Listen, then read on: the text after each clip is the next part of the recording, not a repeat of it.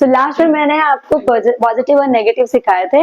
इंट्रोगेटिव्स में इसलिए नहीं किया क्योंकि वीडियो बहुत लंबी हो रही थी, तो थोड़ा मैंने इसलिए पार्शिएट कर दिया, और इसका अलग से सिंपल प्रेजेंट टेंस का मैंने इंट्रोगेटिव सेंटेंस का वीडियो यहाँ पे सोचा कि स्टार्ट करते हैं। इसमें मैं आपको 3 रूल्स बताऊंगी, होते 5 है, 3 इसलिए बताऊंगी कि वो जो मेन ज्यादा आते हैं, फिर 2 को सेपरेट करके बाद में कर दूंगी। तो रूल नंबर 1 अगर हम देखने आएंगे,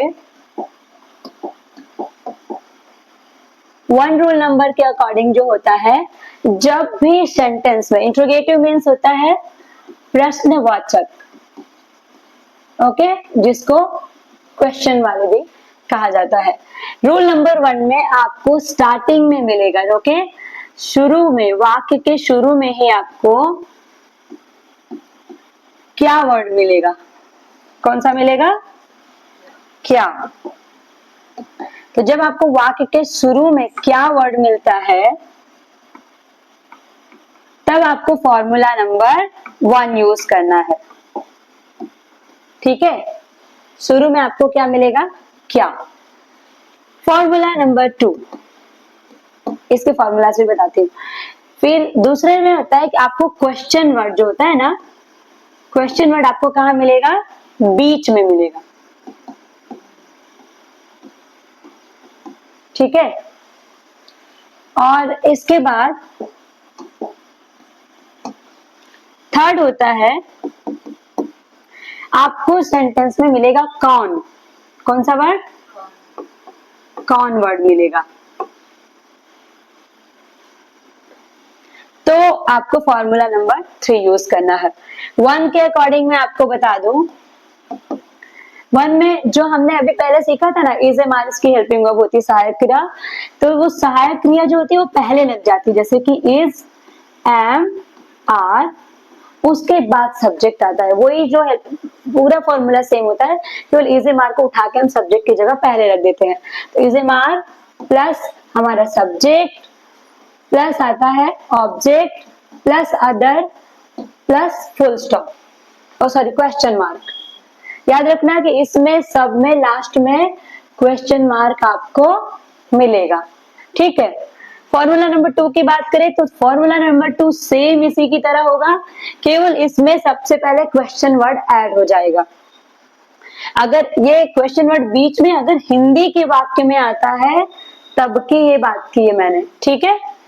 तो जब आपको स्टार्टिंग में क्वेश्चन वर्ड मिलता है तो हम फॉर्मूला नंबर 1 लगाएंगे, और बीच में क्वेश्चन वर्ड मिलता है तो सबसे पहले हमें लिखना है क्वेश्चन वर्ड। क्वेश्चन वर्ड कौन सा? जो प्रश्न में पूछा गया, जैसे क्या, क्यों, कब, कहाँ, कैसे, तो वो हमें पहले लगाना है।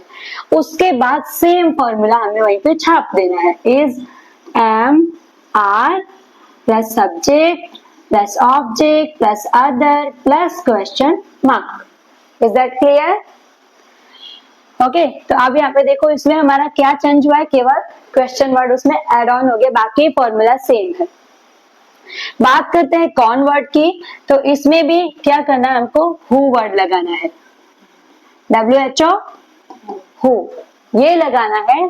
फिर आता है इज, एम, आर प्लस, अब यहाँ पे मैंने देखो कि ये भी क्वेश्चन हो सकता है ना कि मैम हु भी तो, कौन भी तो जो क्वेश्चन वर्ड है, तो वो क्यों पहले नहीं लगा सकते?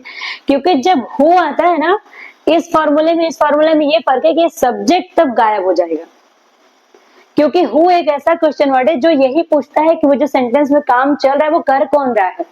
तो यहाँ से सब्जेक्ट क्या होता है, हट जाता है, और फिर इसके बाद ये बाकी का सारा सेम हो जाता है, object, other plus question mark. That is why I separated this formula. Is that clear? So first do analyze, take a glance on this, and then after I will proceed. इतना आप अच्छे से समझ। कोई query इसमें आपको लग रही है? नहीं? पक्का? ठीक है। तो अब हम यहाँ पे आगे आते हैं, कुछ हम एग्जाम्पल पहले कर लेते हैं। सॉरी, ये हो गया ना क्लियर? तो इसके बाद मैंने इंट्रोगेटिव सेंटेंस के एग्जाम्पल्स बनाए हुए हैं। क्या ये किताबें आपकी हैं? तो आप देख सकते हो कि क्या वर्ड पहले आया है, राइट? तो यहाँ पर हम क्या की इंग्लिश नहीं लिखेंगे, यहाँ पे हम लिखेंगे इज एम आर, और जैसे यहाँ पे देखो मैं मिनिमाइज करके फॉर्मूला इसका कर देती हूँ कि इज एम आर, या फिर मैं हेल्पिंग वर्ब लिख देती हूँ, ठीक है। H P means helping verb, ठीक है। Helping verb plus subject plus आता है object plus other plus question mark, ठीक है। तो ये हो गया इसका। अब आप अगर इसको ध्यान में देंगे तो यहाँ पर क्या आना चाहिए ट्रांसलेशन करते वक्त हमारा?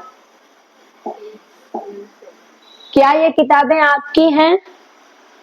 तो किताबें कितनी हैं? बहुत सारी हैं। ये तो are,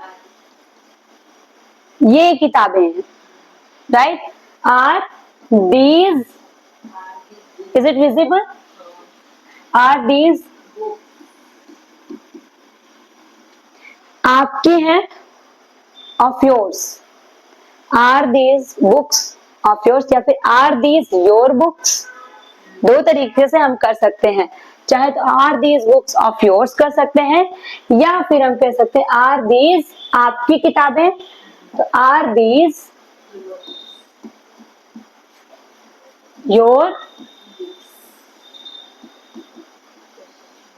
then after question mark. Is that clear? समझ आया? ठीक है, इसको मैं थोड़ा सा मिनिमाइज कर देती हूँ, तो ये जो है और हमारे पास स्पेस आ जाएगा, ठीक है। दिख रहा है प्रॉपर? ठीक है, चलो। फिर क्या तुम्हारा घर यहाँ से दूर है? Again you can see that क्या स्टार्टिंग में आया, तो हम पहले क्या करेंगे? फॉर्मूला नंबर 1 यूज करेंगे, where helping verb will be at the first stage. तो क्या के वजह से? तुम्हारा घर यहाँ से। अब ये बताओ घर किसका है? तुम्हारा। तो एक ही घर की बात हो रही है, तो इज, वेरी गुड, इज तुम्हारा घर, your house. Is your house और home both are correct. Is your house. अब यहां से दूर है, ओके, तो दूर है, राइट। दूर की इंग्लिश होती है फार, ओके। इज योर हाउस फार। अब यहां से अलग होने की बात है, तो from here, far from here. Hope it is clear. Far from here, I hope it is clear, right. ठीक है, अब यहाँ पर आप देखिए कि आपको क्वेश्चन वर्ड कहाँ मिलेगा? इन द मिडल। तो अब मैंने आपको बोला था ना, अगर आप यहाँ के यहाँ पे आप देखें, तो मैंने कहा था क्वेश्चन वर्ड अगर बीच में आता है तो वही क्वेश्चन वर्ड हम पहले उसकी इंग्लिश लिख देंगे। तो उसके लिए हम क्या करेंगे? कहाँ की इंग्लिश क्या होती है? वेयर। So where. अब आता है एक सिंगुलर चीज है, ऑफिस एक की बात है, तो where is your office, correct. Then after question mark, clear? कोई दिक्कत आ रही है इसमें? नहीं ना? ठीक है। वह इतनी व्यस्त क्यों है? वह क्या? हाँ, because it is asking about क्यों, राइट। तो अब जब हम इसको ट्रांसलेट करने बैठेंगे तो कैसे करेंगे? वह मीन्स वो फीमेल की बात हो रही है, तो पहले हम क्वेश्चन वर्ड लिखेंगे, राइट। तो क्वेश्चन वर्ड लिखने के लिए क्या करेंगे? वाई, और वो सिंगल है, वाई, तो सिंगल के हिसाब से इज मान में से क्या लगेगा? Is, correct. वाई इज, फिर शी, क्यों? Because she is female, so why is she. अब वो क्या है? कितनी? इतनी मीन्स बहुत ज्यादा, तो हम उसके लिए दैट मच भी कहते हैं, और सो कहते हैं ना, आई एम सो बिजी, मैं बहुत बिजी हूँ, ओके। तो वह इतनी व्यस्त है, why is she that much busy भी कह सकते हैं, या सो बिजी भी कह सकते हैं, okay. Why is she so busy, and remember that much is also correct. Is that clear? अब आता है यहाँ पे आपके थैले में क्या है। आप देख सकते हैं कि यहाँ पर जो है क्या वर्ड का यूज किया गया है, पर बीच में है। क्या हम पहले भी यूज कर रहे थे, but it was on the first stage, that is why we were following the first roll number, but here what is mention in the middle. Okay, so what to do, अब हमें क्या करना है, what word की पहले English लिखनी है।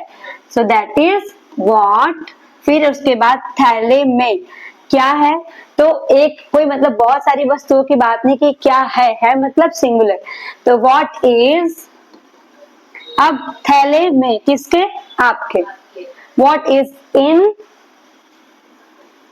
Your bag, question mark, is that clear?